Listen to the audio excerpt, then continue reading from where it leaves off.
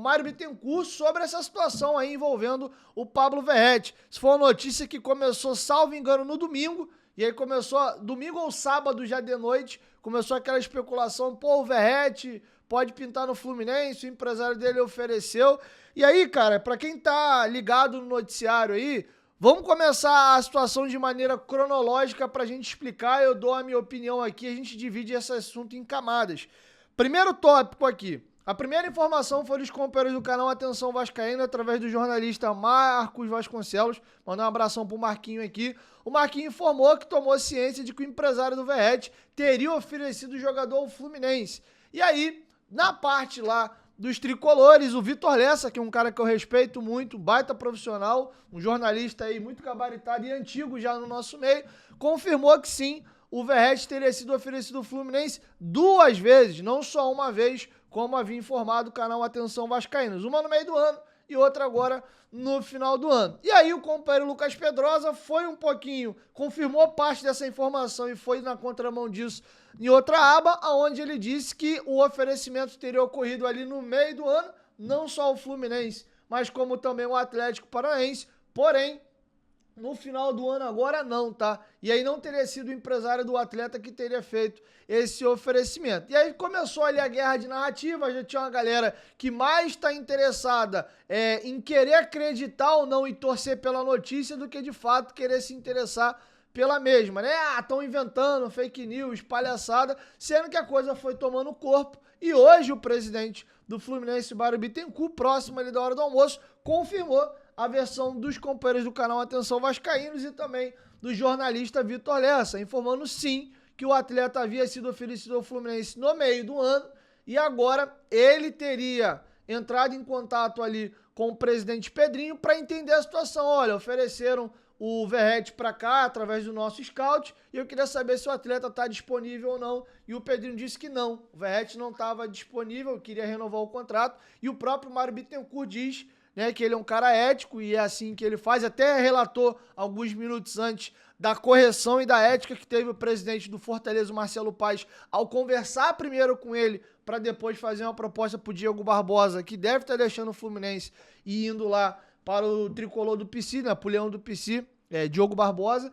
E aí ele falou que não é porque ele é amigo pessoal do Pedrinho, independente de qual clube fosse, ele ia fazer isso. Ele ia entrar em contato com o clube para saber se poderia avançar por uma proposta ou não. Deixando claro que com a idade que o Verratti tem, ele faz 37 anos de idade no ano que vem, ninguém vai chegar no Vasco e comprar o jogador, pagar a multa para levar. Esse tipo de jogador com essa idade, você só pega livre no mercado, salvo aí uma grande hecatombe, uma grande exceção. Então tô contando para vocês aqui todo o contexto para no final eu dar aqui a minha opinião para vocês ouvirem de mim o que eu acho sobre toda essa situação. E aí, depois dessa entrevista do Mário Bittencourt, importante dizer que ele cita que, segundo o empresário do jogador, nessa procura no meio do ano, o Verratti queria novos ares para a próxima temporada e ele queria entender se no Fluminense haveria espaço ali para o mesmo. O companheiro Lucas Pedrosa, no final da tarde, entrou em contato com o empresário do Verratti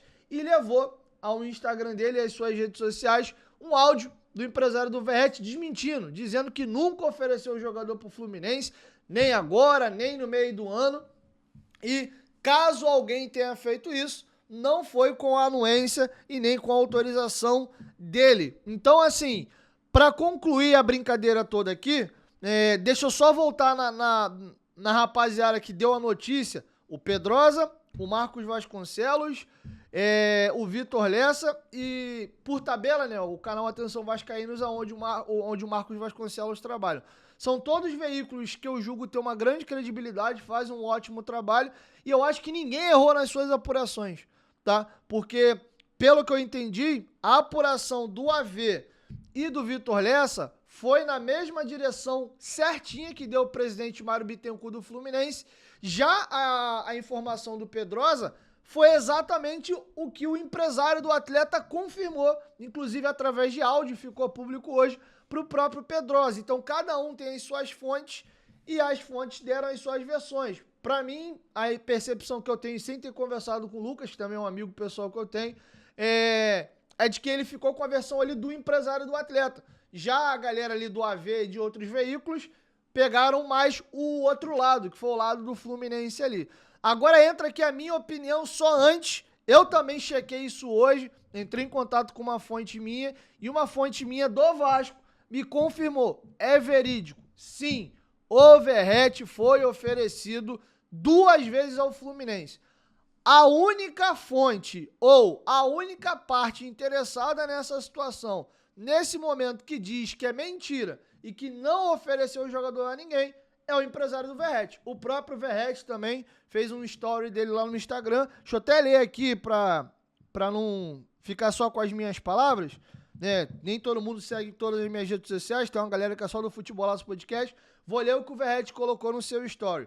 Como o meu empresário acabou de fazer com muito respeito por todas as partes, também quero deixar claro que nem eu e nem meu empresário tivemos contato direto com o presidente e ou scout do Fluminense, nem no meio do ano e nem agora. Se alguém o fez em nosso nome, foi sem nosso consentimento e ou aprovação. Também esclareço que meu empresário não me ofereceu em nenhum clube, como está sendo falado. E repito, se alguém fez isso em nosso nome, foi sem nosso consentimento e ou aprovação. Muito obrigado. Bom, trouxe aqui todas as versões, todas as pontas, e eu vou agora dar simplesmente aqui a minha opinião a vocês.